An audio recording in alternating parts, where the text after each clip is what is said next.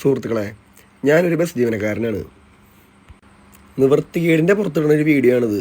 ആളെ ബുദ്ധിമുട്ടിക്കണം, ആളെ ദ്രോഹിക്കണം എന്ന് വെച്ച് ഒന്നും ചെയ്യണതല്ല. എന്നാൽ പോലും വിഷമം കൊണ്ടിടണതാ. തൃശ്ശൂർ കൊടുങ്ങല്ലൂർ വഴിക്കുള്ള ലിമിറ്റഡ് സ്റ്റോപ്പൊക്കെ ആളെക്കൊല്ലികൾ ഓവർ സ്പീഡിൽ പോവാന്നൊക്കെയാണല്ലോ എല്ലാവരും പറയണത്. അതിനുള്ള കാരണം എന്തുകൊണ്ടാണെന്ന് നിങ്ങൾ മനസ്സിലാക്കണം. ഒരറ്റം തൊട്ട് ആ അറ്റം വരെ പൊളിച്ചിട്ടേക്കാണ് റോഡ്. വൺ സൈഡ് മാത്രമാണ് വണ്ടി വിടണേ. അതിൻ്റെ ഇടയിൽ കൂടെ ഇതേപോലെ കുത്തിക്കയറി വന്ന് ബ്ലോക്കാക്കാൻ ശ്രമിക്കുന്ന ചെറുവണ്ടി തൊട്ട് വലിയ വണ്ടി വരെയുണ്ട്.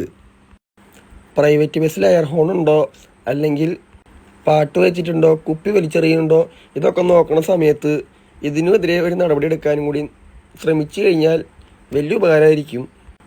ആളെക്കൊല്ലി എന്ന് പറയുമ്പോൾ ഒന്നുകൂടി ചിന്തിക്കണം. 5 മിനിറ്റോളാണ് ഇവിടെ ഈ വണ്ടി ബ്ലോക്ക് ചെയ്ത് കിടന്നേക്കണത്. ഇനി ഇവിടെ നിന്ന് ഈ വണ്ടി കൊടുങ്ങല്ലൂർക്ക് ഓടി എത്തണമെങ്കിൽ അതേപോലെ കാല് കൊടുത്ത് ഓടിക്കണം. ഈ കാല് കൊടുത്ത് ഓടിക്കുന്നതിൻ്റെ ഇടയിൽ എന്തെങ്കിലും പറ്റിക്കഴിഞ്ഞാൽ അപ്പോഴും കുറ്റം ബസ്സുകാരൻ നെഞ്ചത്ത് തന്നെ. 11:34 ഇരിങ്ങാലൂടെ സ്റ്റാൻഡിൽ നിന്ന് എടുത്തു കഴിഞ്ഞാൽ 12:08 കൊടുങ്ങല്ലൂരിൽ നിന്ന് ഈ വണ്ടി തിരിച്ചു വരണം. 11:34 സമയത്ത് എടുക്കാണ്ട് 31 3 മിനിറ്റ് നേരത്തെയാണ് ഈ എടുത്ത് പോരണേ. 3 മിനിറ്റ് നേരത്തെ വണ്ടി ഓടി എത്താനായിട്ട്. അതിൻ്റെ ഇടയിൽ കൂടി 5 മിനിറ്റ് പോയി കഴിഞ്ഞ് കഴിഞ്ഞാൽ വേളാങ്കണ്ണിൽ നിന്ന് വണ്ടി ചാടും, കോണാത്ത് നിന്ന് വണ്ടി ചാടും. നമുക്ക് പിന്നെ ആളെ കയറ്റാനും ഒരു സ്റ്റോപ്പ് എടുക്കാനും ഒന്നും പറ്റില്ല. അവർ സമയത്തിന് വരുന്ന വണ്ടിയാണ്, ഉള്ളിൽ നിന്ന് വരുന്ന വണ്ടികളാവും. നമ്മൾ തൃശ്ശൂരിൽ നിന്ന് ഓടി വരുന്ന വണ്ടിയാണ്.